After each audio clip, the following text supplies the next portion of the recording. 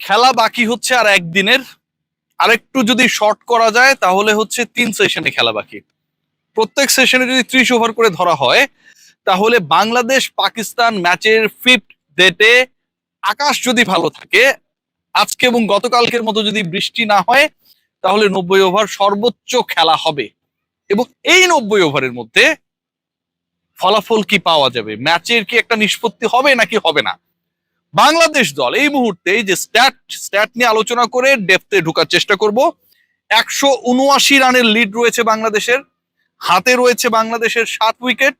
আগামীকালের 90 ওভারকে যদি আমি সেপারেট করে ফেলি তাহলে বাংলাদেশ পরদিন একটা সেশনে যদি খেলে 30 ওভার যদি ব্যাট করে, এই 30 ওভার 180 বলের মধ্যে বাংলাদেশ যদি অন্তত 100 রান অ্যাড করতে পারে। আপনাদের মনে হতে পারে 7 উইকেট হাতে রেখে 30 ওভার ব্যাট করে কেন বাংলাদেশ মাত্র 100 রান করবে, এর থেকে বেশি করা উচিত।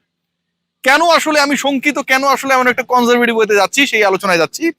তাহলে বাংলাদেশের লিড দাঁড়াবে 279, 280 রানের টার্গেট। 60 ওভারে পাকিস্তান সব ঠিক থাকলে যদি চেস করতে যায় তাহলে এই ম্যাচের ফল কি পাওয়া সম্ভব কিনা। এই মুহূর্তে ঢাকা টেস্ট যেই জায়গায় দাঁড়িয়ে, আজকের 4th ডের লাস্ট সেশনের খেলা যেভাবে শেষ হয়েছে, বাংলাদেশ যেভাবে ব্যাট করেছে, আমার কাছে মনে হয় যে বাংলাদেশের অ্যাপ্রোচ নিয়ে, বাংলাদেশের জয়ের পসিবিলিটি নিয়ে, বাংলাদেশের এই ম্যাচে জয়ের মাধ্যমে পাকিস্তানের এগেনস্টে টানা 3 টেস্ট জয়ের সম্ভাবনা নিয়ে আমাদের মধ্যে যতটা আসলে উচ্চাশা রয়েছে, ক্রিকেটাররা অথবা বাংলাদেশ ম্যানেজমেন্ট কিছুটা হলেও কনজারভেটিভ।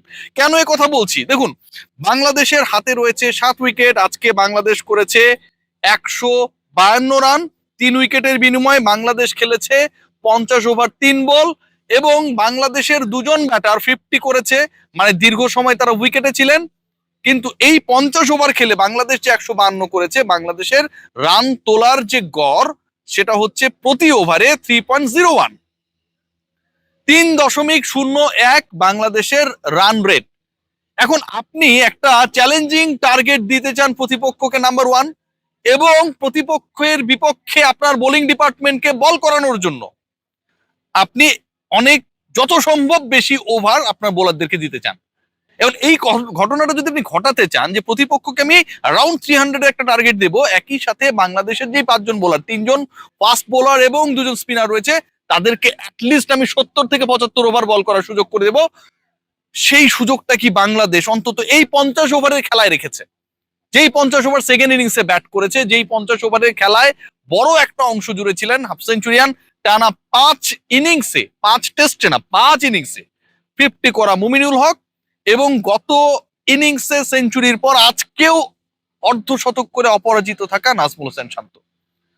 প্রথম ইনিংসে বাংলাদেশের রান উঠেছিল 3.52, 3.5-এর উপরে। বাংলাদেশ 413 রান করেছিল। আর আজকে যেখানটায় বাংলাদেশ উই ওয়ার এক্সপেক্টিং যে আরেকটু ফাস্ট হবে, আরেকটু কুইকার হবে, সেখানটায় অন্তত প্রতি ওভারে হাফ রান করে কম নিয়েছে।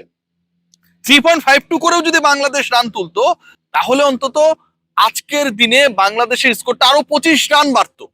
আর এই 25 রান বাড়লে বাংলাদেশ দিন শেষ করত 204 রানে এগিয়ে থেকে। সেটা হয় নাই। এই 20-25 রান, 50 রান, 3 করে রান তোলা 3.5 কেন হতে পারলাম না, সেটাই আসলে এই টেস্টের ভাগ্য নির্ধারণে আমার কাছে মনে হয় একটা বড় রোল প্লে করবে। যে নাজমুল হোসেন শান্ত আমরা খেয়াল করে দেখি যে আগের ইনিংসে অলমোস্ট 78 স্ট্রাইক রেটে ব্যাট করেছিলেন, ফ্ল্যাশি শান্ত। আনফরচুনেটলি আউট হয়ে গিয়েছিলেন, ইনিংসটাকে সেঞ্চুরির পরে আরেকটু বিগার করতে পারেন নাই। সেই তার আজকের ব্যাটিং স্ট্রাইক রেট যদি আমরা খেয়াল করি, সেটা অলমোস্ট 78 স্ট্রাইক রেটে ব্যাট করা শান্তর আজকের ব্যাটিং স্ট্রাইক রেট হচ্ছে 55.23, প্রায় 25-এর কাছাকাছি কম। সো বাংলাদেশ আসলে একটা ডিফেন্সিভ স্ট্র্যাটেজিতে অন্তত আজকের শেষ বিকেলটা শেষ করেছে। এই ম্যাচের রেজাল্টের ক্ষেত্রে বাংলাদেশের এই ডিফেন্সিভ স্ট্র্যাটেজি যতটা ভোগাতে পারে, রেজাল্ট যদি হয় সেটা বাংলাদেশের পরে আসবে, আই ডু স্ট্রংলি বিলিভ। একই সাথে বাংলাদেশের এই ডিফেন্সিভ স্ট্র্যাটেজির পাশাপাশি প্রকৃতির বৈরী আচরণ আমার কাছে মনে হয় একটা বিশাল নেগেটিভ রোল প্লে করেছে। গতকাল বৃষ্টি হয়েছিল, আপনারা সবাই জানেন। মিরপুরের আউটফিল্ড নিয়ে আউটস্ট্যান্ডিং ডিসকাশনস হচ্ছে, অসাধারণ। ওয়ার্ল্ডের টপ, এর বাইরে কোনো কথা হবে না। কিন্তু সমস্যার জায়গা যেটা, যে গতকালকে বৃষ্টি হয়েছে, অনেকগুলো ওভার ওয়াশ আউট হয়ে গেছে, আজকে 3 ঘন্টা 5 মিনিট খেলা হয় নাই। আপনি টি এর 20 মিনিটকে যদি মাইনাস করে ফেলেন এখান থেকে, তাহলে অন্তত 2 ঘন্টা 45 মিনিট খেলা হয় নাই। 2 ঘন্টা 45 মিনিট যদি খেলা না হয়, প্রতি আওয়ারে যদি একটা দল অন্তত 13 ওভার করে, তাহলে 2 ঘন্টা 45 মিনিট খেলা না হওয়ার কারণে 35 ওভারে খেলা কম হয়েছে। এই যে 35 ওভারে খেলা কম হয়েছে, আমার কাছে মনে হয় এটাও একটা ডিসাইডিং ফ্যাক্টর হিসেবে কাজ করবে এই টেস্টের রেজাল্টকে প্রভাবিত করার ক্ষেত্রে। এবার আসুন বাংলাদেশের ওভারঅল পারফরমেন্স আলোচনায়। দেখুন, বাংলাদেশ দল এই ক্রিকেটাররা 6 মাস পরে টেস্ট খেলতে নেমেছে, এবং এই 6 মাসের মধ্যে অনেক ক্রিকেটার অনেক ফরম্যাটের ক্রিকেটে ছিলেন, ইন্টারন্যাশনাল ক্রিকেট খেলেছেন, লিটন কুমার দাস খেলেছেন, নাজমুল হোসেন শান্ত খেলেছেন না। But what about our pocket dynamo Mominul Haque? 6 মাসের মধ্যে তিনি ইন্টারন্যাশনাল ক্রিকেট বলতে যা বোঝায় সেটার মধ্যে নেই, আনফর্চুনেটলি নেই। আমরা অনেক কম টেস্ট খেলি, লঙ্গার ভার্সন ক্রিকেট যে যতটুকু হয় সেটা নিয়েও অনেক প্রশ্ন রয়েছে। But the way Mominul Haque is playing, last 5 ইনিংসে প্রত্যেকটাতেই তিনি 50+ করেছেন। লাস্ট 5 ইনিংসে অন্তত 3টা ইনিংসে তিনি 80+ রানস করেছেন, আজকেও 50+ করেছেন। আনফর্চুনেটলি এগুলোকে তিনি সেঞ্চুরিতে কনভার্ট করতে পারছেন না। আনফর্চুনেটলি মুমিনুল হক আরো একবার 50 করার পর 100 করতে না পারার কারণে আজও ভাবির বকা খাবেন।